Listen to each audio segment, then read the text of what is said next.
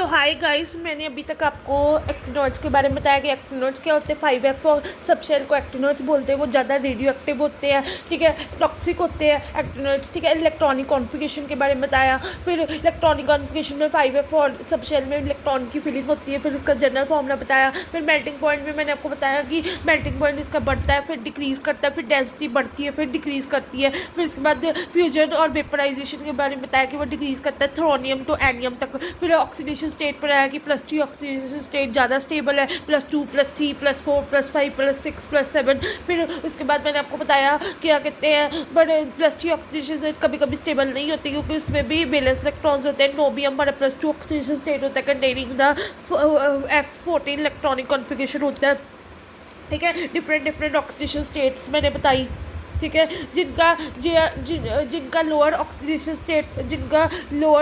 State होता है वो आयनिक होते हैं, जिनका हायर ऑक्सीडेशन स्टेट होता है वो कोवलेंट होते हैं, ठीक है। कि जिनका लोअर ऑक्सीडेशन स्टेट होता है वो आयनिक होते हैं, जिनका हायर ऑक्सीडेशन स्टेट होता है वो कोवलेंट होते हैं। फिर मैंने आयनिक रेडियम के बारे में बताया। आयनिक रेडियम में मैंने बताया कि आयनिक रेडियम हमारा डिक्रीज़ करता है with increase in atomic number. Ion का साइज छोटा हो जाता है पर एटॉमिक नंबर बढ़ जाता है, न्यूक्लियर चार्ज बढ़ जाता है, shielding of the 5F subshell हो जाता है, न्यूक्लियर चार्ज बढ़ जाता है, एटॉमिक नंबर बढ़ जाता है, आयनिक रेडियम डिक्रीज हो जाता है।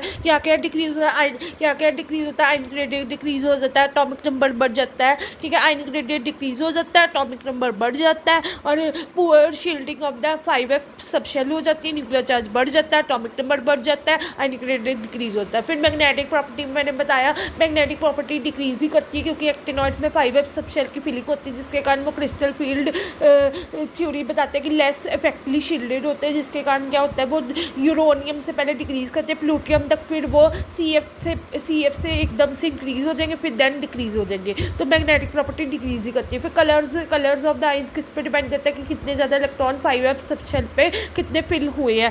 FF ट्रांजिशन के बारे में बताया। FF ट्रांजिशन क्या होती है? FF ट्रांजिशन वो होती है जो अल्ट्रावॉयलेट रीजन्स में विजिबल होती है। FF ट्रांजिशन मतलब कितना डिफरेंस है 5F और 6D सबशेल में और 4F सबशेल में, मतलब एक्टिनॉइड्स हमारे ज़्यादा एक्सपोज है दैन लेंथेनॉइड से। कितना डिफरेंस है 5F और 6D 5F and 6D subshell than the 4F subshell में। फिर उसमें चार्ज ट्रांसफर ट्रांजिशन के बारे में बताया हुआ है। फिर उसमें उसके बाद बताया हुआ है कि एक्टिनॉइड्स का हायर ऑक्सीडेशन स्टेट होती है, लेंथेनॉइड्स की लोअर ऑक्सीडेशन स्टेट होती है, ठीक है, अदर देन 4, ठीक है, ये बताया। अब आगे मैंने आपको और भी करवानी है प्रॉपर्टीज़, इसकी जनरल प्रॉपर्टीज़ ऑफ एक्टिनॉइड्स करवानी है, पर उससे पहले मैं इंपॉर्टेंट टॉपिक करवाने लगी हूँ, वो है comparison between actinoids and lanthanoids. This is very important topic from the exam point of view, ये मैं करवाना चाहती हूँ।